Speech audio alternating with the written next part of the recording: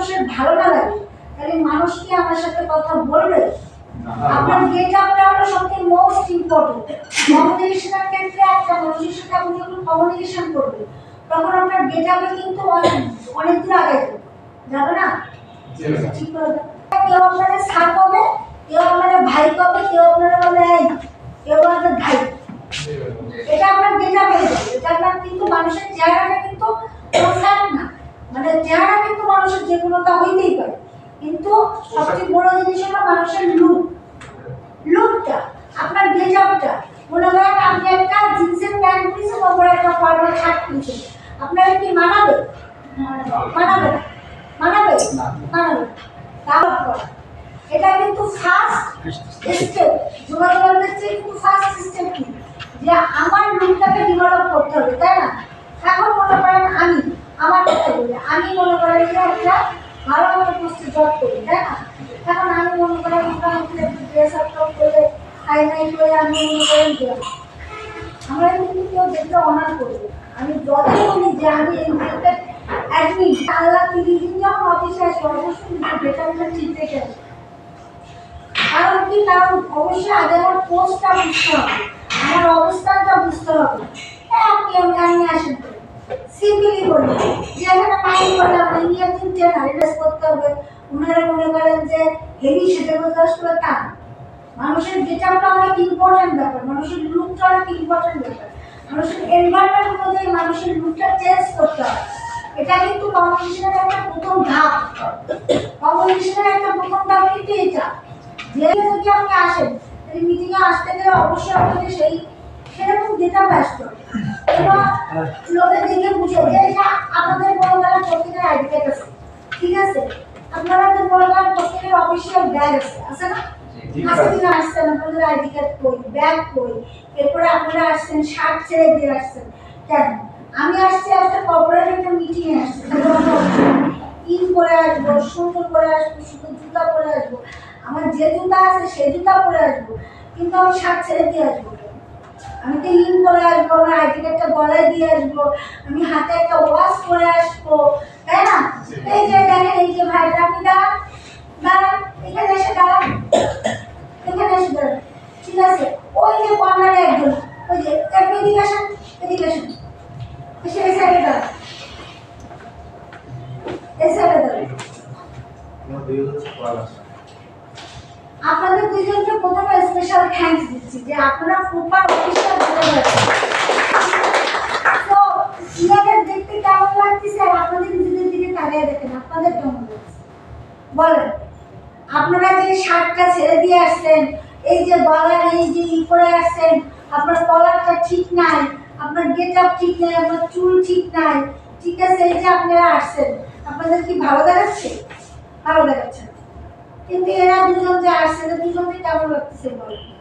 ভালো লাগতেছে না। হ্যাঁ, চেহারা কিন্তু মানুষের কোনো ফ্যাক্ট না, মানুষের চেহারা কোনো বিষয় না।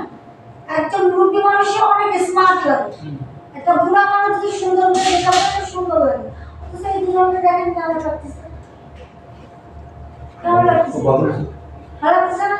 আচ্ছা বসুন, তাহলে এটা হলো বড়। এখন এরা যদি আপনার সাথে কথা বলে, এদেরকে মানুষ কতটা মনে রাখবো আর আপনাদের কতটা মনে রাখবো বলো?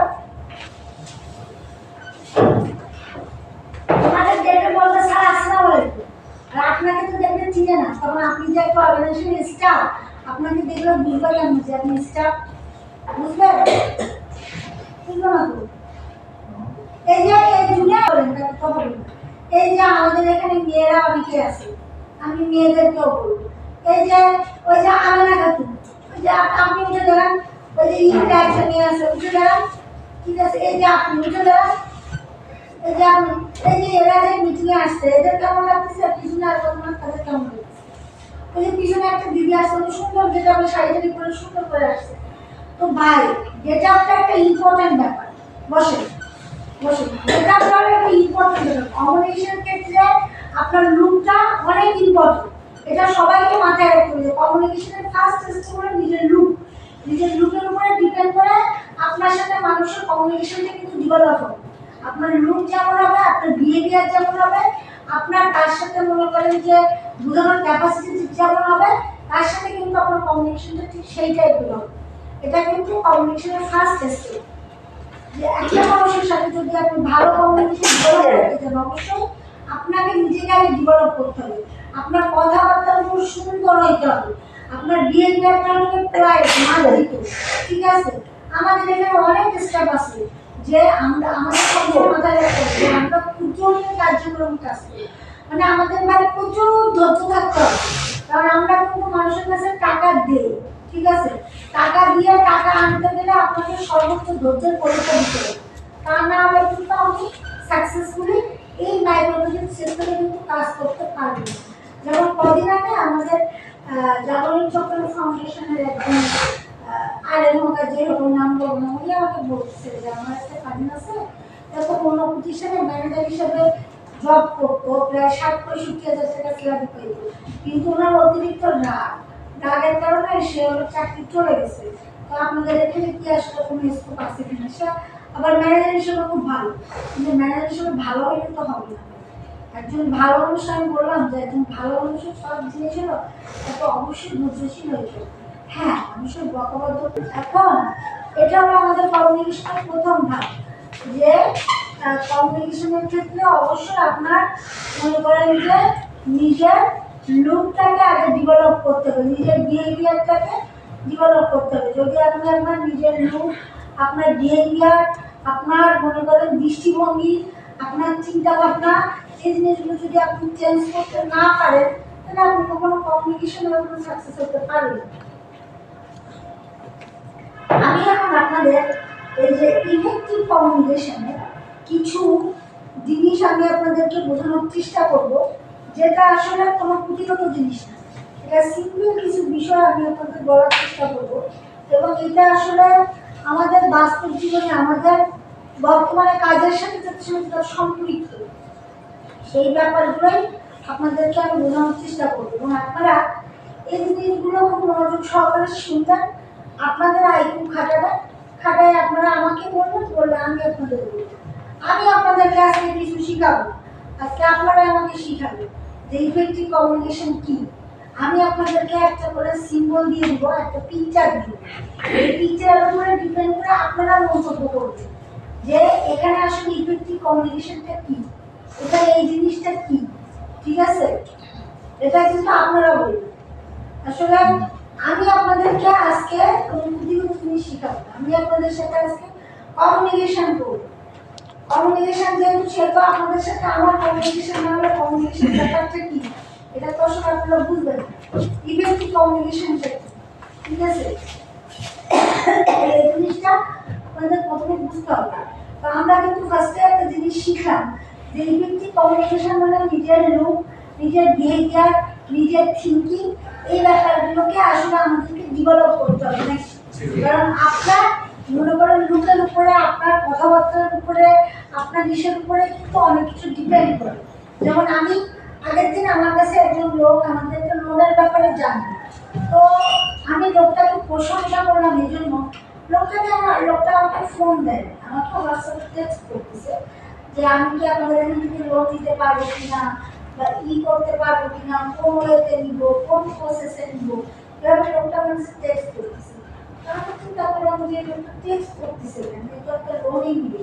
আমি বললাম যে আপনাকে যে আমি লোন দিব, তো আপনি আসলে কি করেন, আপনার প্রফেশন কি, বা আপনার পরিচয়টা কি, এটা না জানলে তো আমি আসলে আপনার লোন হবে কি হবে না, বা আপনাকে আমি কোন ব্রাঞ্চে যাইতে বলবো, এটা তো আপনাকে ডিটেলস না বললে তো আসলে আমি বলা সম্ভব না।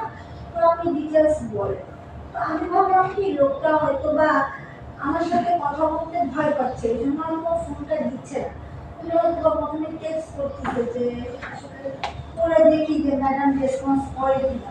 তো আমি তাকে একটা ফোন দিলাম, দেওয়ার পরে সে দেখলাম যে কথায় স্পষ্ট না, মানে সে ফোকলায়, বুঝছেন, মানে সে হলো মানে কথা ক্লিয়ার না।